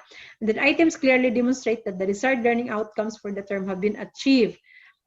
The student has gained a significant understanding of the concepts and applications And then reflections illustrate the ability to effectively critique work and to suggest constructive practical alternatives and so on. So ito po yung halimbawa ng holistic rubric. And then the scoring is there, the performance descriptor is there. Okay. So, andito na tayo sa sinabi ko kanina na medyo bago for this year. No? Okay, where I'm going to put, okay, dito na lang. Saan ko ba ito ilalagay? Siguro ano na lang, i-hide ko na lang muna. Okay, now for Annex D, this is about sample integrative performance task. Meaning, ibig sabihin, yung sinabi ko kanina na bago, paano ba natin gawin yon? No? Try to listen to this because this is somewhat like medyo complicated siya, no? Pero hindi siya ganoon naman kahirap. Kaya pa rin naman natin gawin. Now, in here, again, sinabi ko kanina, all the subject teachers will have to convene and plan out. Like, for example, the example that I will be presenting to you now is in senior high school. So there are 6 subjects here: oral comm, general mathematics, earth and life science, empowerment tech, understanding culture, society and politics, and then physical education and health. So therefore, no, you will have the budget of work that this is good for week 1. So week 1 ito lahat. And then first and foremost, you are going to select what is the most essential learning competency or the MEL that you want your students to perform. No, yung anong competency ang gusto mo sa kanila na ipapakita nila that they want them to demonstrate their learning. So you have to decide because in a week kasi may mga sitwasyon na in a week there are 2 or 3 competencies. So you have to decide among those competencies which of those competencies you want the students to demonstrate their learning. So yung una na assignment ng teacher ngayon. And then after that, no, malaman mo kung ano yung gusto mong ipakita, you have to agree within your group ano yung particular performance task na gagawin ng bata, particular activity. Like in here, for example, for online learning, kasi iba-iba yung modality natin. We have online learning, offline learning, and then the modular. So this is only applicable for those learners having the online learning. So the learners are now expected to create a blog as the first entry for their virtual learning portfolio. So ibig sabihin, no, it's very clear here, kasi first entry siya. So ibig sabihin, marami pang kasunod na mga entries ang ating portfolio. Because we want our students to have a portfolio para makita natin kung mayroon ba talagang progress, mayroon ba talagang learning na nangyari sa kanila. So in here, we will be compiling all the performance tasks of the students and it will be placed in their portfolio. So ito yung title ng first entry nila and then the performance task, no? Pandemic ka lang, I am a Filipino. And then the activity is they are going to create a blog. And in the blog, the students will now discuss learners' awareness of oneself, their changing environment, and realize initiatives that a Filipino youth can contribute in the society amidst the global pandemic. The output is to be shared through social media platform. So, ibig sabihin, kasi online sila, they have the internet, so therefore, the output will be shared through social media platform. And then take note, no, nakalagay dito that the students will have to discuss learners' awareness, their changing environment, then the initiative of the Filipinos. So, in here, parang makikita mo na may clue ka na okay. Kaya pala may integration siya ng oral comm, earth and life and all. Because even in this, in this activity, nakalagay na kung ano dapat gawin ng bata. But sa susunod na slide, mas lalo pa nating i-explain paano ba ang pag-relate dito and then paano siya dapat i-accomplish ng bata. Okay. The next slide is for the offline digital learning. So for offline digital learning, the learners are expected to create an offline interactive presentation. So kasi ngayon, they have no access to the internet kasi. So therefore, they can have the offline interactive presentation through slide deck. So meaning PowerPoint presentation, and then they can also inject self-made videos as the first entry for their offline digital learning portfolio. So the same. So kahit na offline sila, may portfolio pa rin sila. And then the titles does the same, pandemic ka lang, I am a Filipino. So see, magkapareha lang sila. And then discuss learners awareness, yun pa rin, changing environment, and then realize initiatives that the Philippine youth can contribute. But the difference now is, the output is to be shared to family members and immediate community. Kasi nga, they don't have internet, hindi nila pwede ma-post sa social media. So therefore, i-share na lang nila sa family members and immediate community. But then again, bawal muna po lumabas. So perhaps they can have sharing within the family lang muna. Okay? So kung titingnan mo, ang nag-vary lang, no, in the online, blog siya. And then for offline digital, it's more on slide decks na lang, presentation. Okay. And then, look at the modular. For the modular, ano yung gagawin nila? So, kasi walang signal to, walang internet perhaps, no? The learners are expected to create an informative write-up report. So, informative write-up report na lang yung kanilang isusulat as the first entry for their learning portfolio entitled Pandemic Ka Lang, I Am a Filipino. So, the same pa rin. Walang nabago dun sa content ng report, walang nabago dun sa content ng performance task. Ano lang, the way lang na i-share ito, like in here, the output is to be shared to family members. No? Yung una sa online, of course, sa social media. Yung pangalawa to family members, kasi offline siya. And then the third one for modular is offline man din siya, modular siya. So therefore, immediate family members lang din ang mag-share. So, yun, no? Try to, but the title is the same, Pandemic Ka Lang, I Am a Filipino. So, blog, and then the second one is slide decks, and then the third one is informative write-up report. So, as expected, no, medyo dito tayo sa modular kasi majority of our schools are into modular learners. So, therefore, you should have to see to it that kasi modular sila, hindi po nila kaya ang mga post sa social media and all. So, do not expect our students, no, gaya na sinabi ko kanina, first place, try to always consider the resources at home, available at home. And then, try to understand and know the learner's context, no, bago magbigay ng any performance task. Okay, so this is now the goal. Okay. Now, paano ba dapat? No, you might be asking me, Ma'am, paano ba dapat ang GenMath? Paano siya dapat ang USSP? Hindi malabo pa, ma'am, hindi namin naintindihan. Well, it's okay, no? Kasi dito natin i-discuss in details paano siya dapat. Okay. Now, first of all, sa GenMath teacher ngayon, she or he must set a goal. Ano yung goal niya for the student to demonstrate in her class? Of course, titingnan natin ngayon ang competency kasi hindi pwede tayong maggagawa na lang tayo ng goal without referring to the competency. So if you could still remember, ang competency ng GenMath is to solve real-life situations ata yun, and then using functions. So real-life situations using functions. So therefore, yung goal ng teacher sa GenMath ngayon is for the learner to predict the number of COVID-19 positive cases in the Philippines after the 60th, 90th, 120th, 150th, and 180th days using the function simple linear regression model. So, ito yun sa week 1 sa GenMath, no, function. So, therefore, the student in here make sure na sa blog niya, sa kanyang informative report at even sa slide decks, makapakita ang bata ngayon ng kanyang prediction as to the number of COVID-19 positive cases base doon sa ibinigay na number of days. So, yun ang ano niya. So, paano i-integrate ang math doon sa report niya. So, ito ngayon yung gagawin ng bata, no?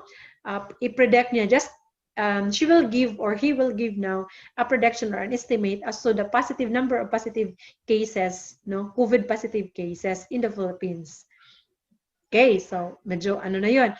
But then again, in here, dapat si GenMath teacher, aside from setting the goal, dapat maganda din siya ng rubric. No, maghanda din siya ng rubric. Paano niya bibigyan ngayon? Example, the scoring is 3-1. When can he or she give a rating of 3 to a particular student in GenMath? So, ibig bang sabihin, pag na-estimate niya, tama yung kanyang estimation in the 180th days, 150th days, 3 points ba siya? So, kailangan si teacher ngayon sa GenMath mag-prepare ng rubric for that particular goal. Okay? Even though it's silent in the guidelines, whether mag-prepare ba sa GenMath ng rubric na sa kanya lang, I guess for me, no, based on my understanding, and perhaps Chief could also share to this, that it's very necessary kasi paano i-mark ni teacher sa GenMath yung work ng bata sa vlog if he or she will not prepare a rubric for GenMath. So ito yun, dapat mag-prepare talaga. And then for UCSP, no? Titingnan natin ngayon. So UCSP ngayon, paano i-integrate ang UCSP doon sa blog, doon sa report, doon sa slide decks. Using the data as the background, kasi nga naka-estimate ng bata ngayon ng data. Using the data as the background, the learner explains the implication of predicted information about the pandemic in relation to society through perspective of anthropology, sociology, and political science. So ibig sabihin nito, kasi si learner ngayon, meron na siyang number of positive cases, estimate number of positive cases. Pagdating ngayon sa UCSP, i-relate niya ano yung magiging implication ng patuloy na pag-increase ng COVID-19 positive cases to the society, no? To the society. And even to the political science, yung ating mga leaders, no, sa ating gobyerno, what is the implication of that, no? Yung kanilang mga decision making, yung kanilang planning, yung kanilang allocating budgets and all. So what's the implication of this, no? Ano yung magiging epekto sa kanila? And even to anthropology. So when we say anthropology, no, ito yung magiging understanding nila as to the experiences that they have as of this time. So ano yung magiging implication ng mga tao, no, na trauma ba or mayroon bang takot, mayroon bang ganun. So the student will have to explain that, no? And then again, si UCSP teacher naman will prepare a rubric for this. Okay? And then si PE, paano papasok si PE dito? So, in PE, no, after the discussion, kung balikan natin, una, libawa, report ito ng blog ito ng estudyante, unang part ng blog niya or unang part ng report niya, sinabi niya yung estimate niya for the positive COVID cases, no? And then the second paragraph, perhaps, sasabihin niya yung what's the implication to the community? What's the implication to the human behavior? What's the implication to the political science or to economy, like for example. So yon. And then papasok dito sa PE. So in here, the learner will share insights starting from his or her personal self-check in health-related status and the implication of the pandemic lockdown to his or her changes in physical routines, habits, and diets. So sa PE, sasabihin na ngayon ng bata, what's the implication of the pandemic to her own personal health, no? Sa kanya, no? Sa health ng bata. As to the routine, yung may exercises ba niya? Hindi na ba siya nakapag-exercise kasi hindi na siya nakalabas? How about the habits, no? Yung kanyang mga diet. Ano ba? Palagi na lang ba siya kumakain kasi walang magawa, no? Palaging ang isip na ng bata ay kainan na lang. So, in here, the students will share insights, personal insights, as to the effect of the pandemic to his or her health. Sa health tayo ngayon. So therefore, related pa rin siya sa PE. So napaka-amazing po ng performance task na ito. And then for Earth and Life naman, no, paano papasok? So kumbaga, kung report to, meron na tayong three paragraph, no? Okay, nasa fourth paragraph na tayo. Example lang, no? For Earth and Life, paano papasok sa Earth and Life Science? After the self-check, the learner extends his or her observation of the changes from personal perspective going to global effects of the pandemic. Encourage learners to search online articles, consult TV and radio news, and read printed articles about them. These may all include mortality of man as organisms of the earth and how lockdown affects environment and earth subsystems due to the cease of normal human activity. The learners may highlight how unique Earth is and its properties, including destruction and healing to support life. So in here, parang lalawakan na ngayon ng bata ang kanyang discussion. Kung sa third paragraph, yung insights niya about the implication of a pandemic to the health, to his or her personal health. Then here, going beyond na siya. Titingnan niya ngayon, what's the effect also, what's the implication of the pandemic to the environment, no? To the subsystems, to the earth subsystems. Di ba nga may mga nababasa tayo that yung mga dagat natin bumabalik na yung dating sigla ng kulay, no? Yung hangin, no? Parang nakikita na natin in Metro Manila after the lockdown, parang makikita na natin ang ulap. So try to do, the students will be doing research on that. What are the changes, no, that occurs because of this pandemic in terms of our environment? So in this manner, Earth and Life Science na yung pinag-uusapan, no? Earth and Life Science na yung pinag-uusapan ng bata. So kasi talking about the Earth na siya, the effect, the destruction. So may mga nagsasabi nga that the nature daw is healing also, no? The pandemic, the advantage of the lockdowns, the situation that we are facing right now is naghihilom ang sugat ng ating nature, yung ating kalikasan. So perhaps the students will have to do research on that, on how true are those reports and how true are those informations, and then they can include that in their in this part of the report or in the blog. Now, empowerment tech, no? Paano ngayon papasok si empowerment tech? Okay. So, in here, in empowerment tech, aside from, okay lang sa online learning, kasi when we say online learning, the students will have to post their blog in the social media. So therefore, they will have to adhere to all those internet protocols, no? So, empowerment tech na yon. What are those that they have to observe while posting in the net? So may mga topics kasing ganyan sa empowerment tech. So by doing that, ma-integrate ng empowerment tech. But how about those students who are using the offline and the modular learning modality? Paano nila gagawin yun? So this is the scenario now. From the global and environmental perspective, yung kanina sa Earth and Life, the learners share their initiatives and contributions as a youth or individual that may help Filipino community by discussing the power of nuance and substantial information presented in the different web platform and sites.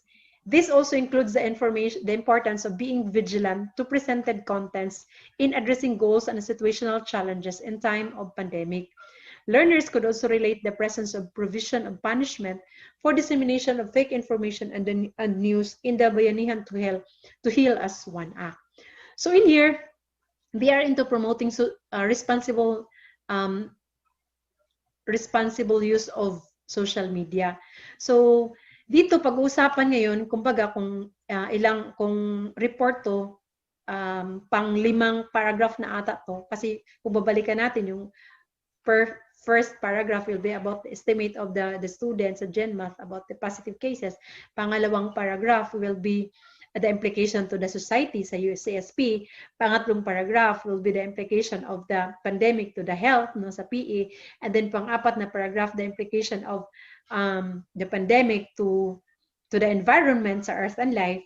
And here we are in empowerment tech. So in here, kung pang 5 paragraph na to, the student will have to discuss, no, will have to share what's their role now, no, in terms of the use of social media and information.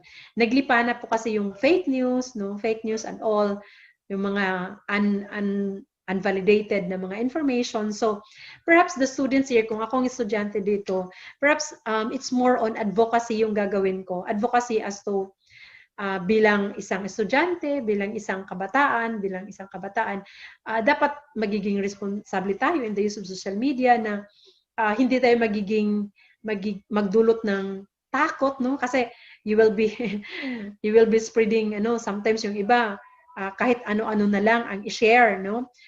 Yung mga positive cases, yung mga ganon. So sometimes it can cause anxiety, it can cause fear, no, to other persons. So kung ako dito, magbigay lang ako ng mga tips, reminders on the responsible use of social media, and at the same time, magbigay din siguro ako ng mga paraan as to how to validate information, no? Especially ngayon, and then just to also rely only to those example, to DOH lang talaga, na hindi kung sino-sino nagmula yung information, dapat dun lang talaga sila dapat mag-rely, no? And then, how are they going to determine it's a fake information? And then at the same time, yung it's more on advocacy lang. Kung ako estudyante dito, advocacy lang, no, na dapat ito yung gawin natin, dito basta-basta mag-spread ng kahit na anong balita, no, especially in this time. And then, the student also can cite provisions in the Bayanihan Twill as one act na kung saan may mga punishment na ibibigay for those spreading fake newses, no? So yun, no? Integration and empowerment tech, media, information literacy. So it's more on paano dapat ibigay or kukuha ng tamang informasyon. Okay. Now, finally, so kung pang-limang paragraph yun, no, example lang, ito na tayo sa panghuling paragraph, it's oral com. So therefore, here, finally, the learners reflects on how their output, such as the blog, offline interactive presentation, and the informative write-up report, is considered as a means of communication, and how its function serves their goal in promoting information awareness initiatives as a Filipino youth in time of pandemic. So, papasok dito si Oralcom, di ba po, may mga uses of communication. Bakit? And then types of communication, and then purposes of communication. So dito papasok na ang oral com. So sasabihin ng bata dito that what's the purpose of having the blog, no? Bakit ginawa ko ang blog na to? Bakit ko isinulat ang informative write-up na to? Dahil gusto kong malaman ng public, no? Parang ganun. Gusto kong malaman ng community that ito yung sitwasyon natin ngayon, dapat tayo magiging maingat sa ating kalusugan at the same time, and all those, and then even in spreading information. So basically it's more on promoting information awareness, and of course, no, at the same time you could also include your role or your part being Filipino youth. Okay, so kung titingnan mo, tapos ang report ng bata. And then, in that report, andun lahat. Parang kompleto, Ricardos. Andun si GenMath, no? Andun kung balikan natin, andun si GenMath, andun si UCSP, no? Andun si Health, PE, andun si Earth and Life, Empowerment Tech, and the Oral Communication. So, napakagaling po, no? Napakagaling. And hopefully, you can have also similar activity na katulad nito, and then pagsama-samahin natin, and then so that we can create a very meaningful, substantial, and performance task that will really measure the true learning of our students, no? Okay.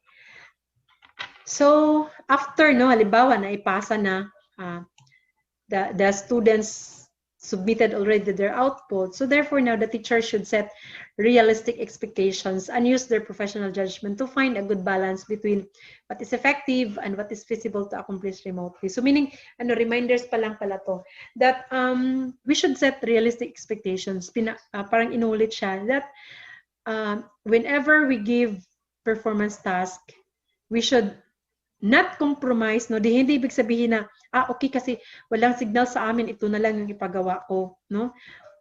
And then, ang tendency would be ma-compromise na lang yung competency, no? So no, you should have to make a balance between quality, no? Quality, but then again, no, you also have to consider feasibility. So meaning, the effectiveness of the performance task, and then how feasible it is. Kaya ba? No? Kaya bang gawin sa bahay? Kaya ba niyang ma-demonstrate ang learning? Considering the limitations, na hindi siya pwedeng lumabas, na walang signal, na walang like that one. Okay? So, in closing, I would like to say, no, sorry for that unnecessary noise. Working from home is like this. Okay, so in the end, I would like to say learning from home can be difficult. Yes, no, it's really difficult, especially for those mga estudyante na wala talagang tutulong sa kanila. Especially the key stage 1 learners, mahirap po talaga. But it's definitely achievable. Pero kaya, no? We cannot afford that the learning of our student will stop. We cannot afford the education to stop. No, learning continues. So that is why, in any possible way that we can, we should always see to it that our students are still receiving the quality type of education that they deserve to have. So ito, remote learning helps reinforce lifelong skills such as time and energy management, independence, and creative thinking. Ito yung time na ma-develop ang independence ng bata. Ito yung time na ma-realize nila what are their priorities in life. Ito yung time na they have to be creative, they have to be resourceful, no?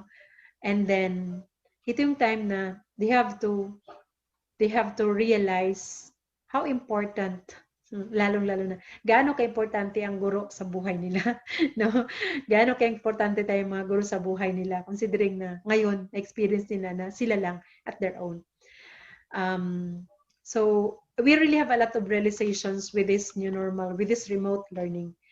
But then again, at the end of the day, lahat tayo may pangarap, no? Kahit man tayo mga guro, we have dreams and aspirations for our students and for our learners. The same is true. Our learners, the same is true with our learners. They have also their dreams and aspirations in life. This is the time that they will show their commitment, their dedication, no? Their perseverance, their diligence. So ito na yun. Ito yung the other side of the pandemic. Okay? So in the end, in closing, I would like to say thank you so much to all of you. It's my pleasure to be with you. It's my pleasure sharing my insights on the topic given to me, performance task. So to all of you, if ever you have questions, halimbawa may mga doubts pa, ma'am, paano namin gawin sa kinder, ma'am, paano namin gawin sa primary level, yung grade 1, grade 2, grade 3, paano? So, yun lang, no? We can always have that, can talk to that in the open forum section. May open forum tayo mamaya. And all your doubts, all your queries will be entertained there. So feel free to ask. Mas maganda pa rin na magtanong kaysa mag-as if tayo na alam natin, but in the end, hindi pala. No? Okay. Walang masama sa magtanong. No? Okay. So, again, thank you so much to all of you. And, God.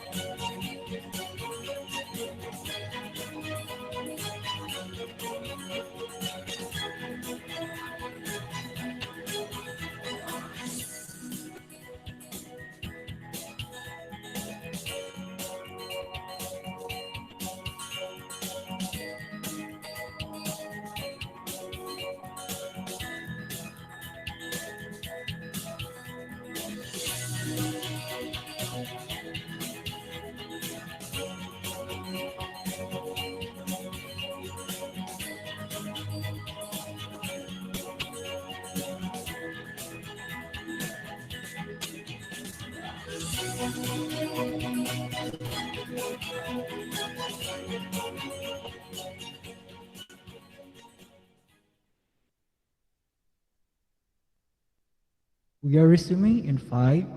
In the CID, Mamerilos B. Advencolanieri. Take it away, Mamir. Thank you so much, Rods. Yes. Truly best afternoon to all our men and women participants. Before EPS Roda de los Santos discuss and remotely, let us first have a fun pretest using the Mentimeter.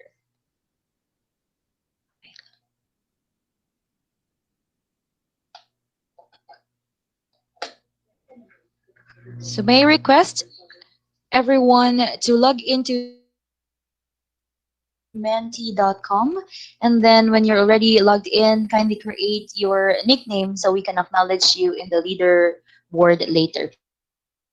Use the code 2420816. Kami na po ang ating participants for our interactive quizzes.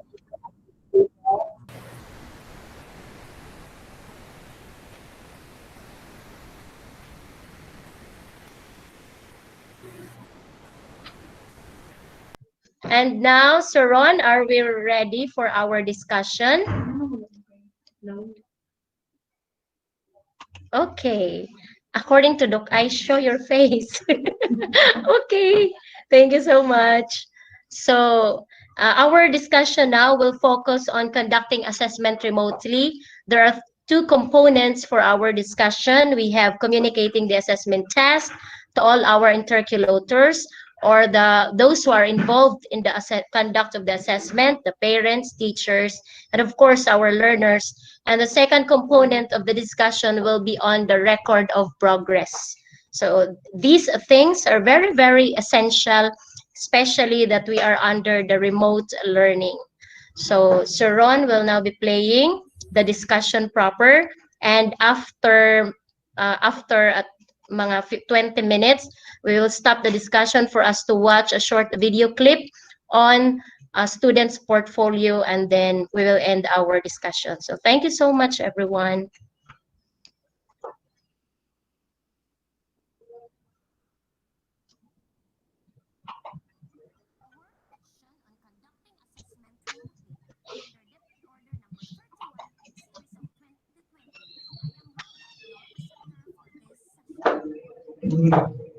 Part 1. Part 1 voice.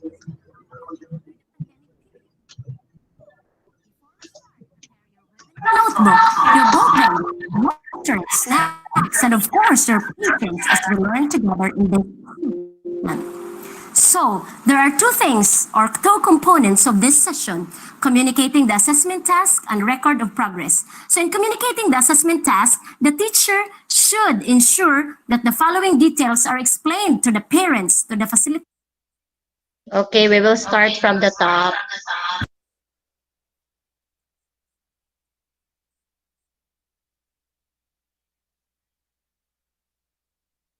Our session on conducting assessment remotely under DepEd Order number 31, series of 2020. I am Rhoda, your presenter for this session. How are you today? Type 1 if you are feeling great. How is everyone doing under the pandemic period? So, Before we start, prepare your webinar notebook, your ballpen, water, snacks, and of course, your patience as we learn together in this session. So, there are two things or two components of this session, communicating the assessment task and record of progress. So, in communicating the assessment task, the teacher should ensure that the following details are explained to the parents, to the facilitators, and to the students. What are the objectives of the assessment task? What are the roles of the learners, parents, and guardians? What are the procedures to be followed and the expected timeline of submission?